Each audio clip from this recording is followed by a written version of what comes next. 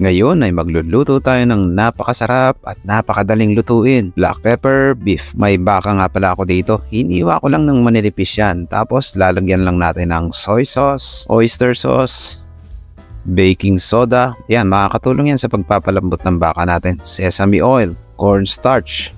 Tapos yan, lamas-lamasin lang natin. Tapos set aside natin mga 15 minutes. Okay na yan. Tapos gawa lang tayo ng sauce. Lagyan lang natin ng soy sauce, oyster sauce,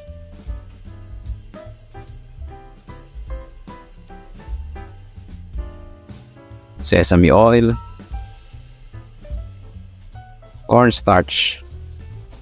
Mix lang natin yan hanggang sa magganyan ang consistency. Tapos magpainit lang tayo ng kawali. Lagyan lang natin ng mantika. Igisa lang natin ang white onion, red and green bell peppers.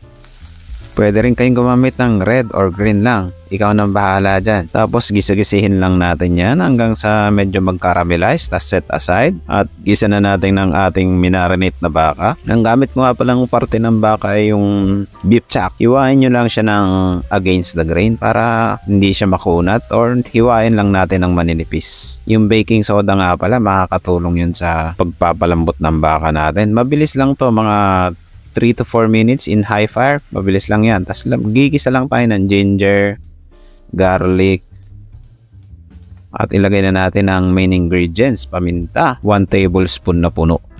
Ayan, isa sa magpapalasa sa dish nating niluluto. Tapos ilagay na natin yung ginisa nating baka. Pati na rin yung onion, bell pepper.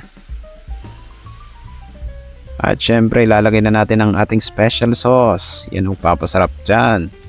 At konting tubig. Depende sa inyo kung dadamihan yung tubig or yung lapot, okay na sa inyo yung kagaya nito. Syempre, kung magdadagdag kayo ng sauce, medyo maapektuhan yung lasa niyan. Kumbaga, hindi siya concentrated na kagaya nito. Mabilis lang lutuin to. Siguro mga 5 minuto na lang, okay na yan. At ilagay na natin ang ating spring onion. Isa sa magpapaganda ng presentation natin yan. At dagdag lasa na rin. Tignan nyo naman. Ayan o. Tara, syempre, kainan na. Ayan o. Tignan nyo naman. Naku, huwag mo sanang mapapanood ng hating gabi to. Siguradong gugutomin ka. First bite. Napakasarap, siguradong napakalakas nito sa kanin. Habang nag-e-edit nga ako nito, naglalaway ako.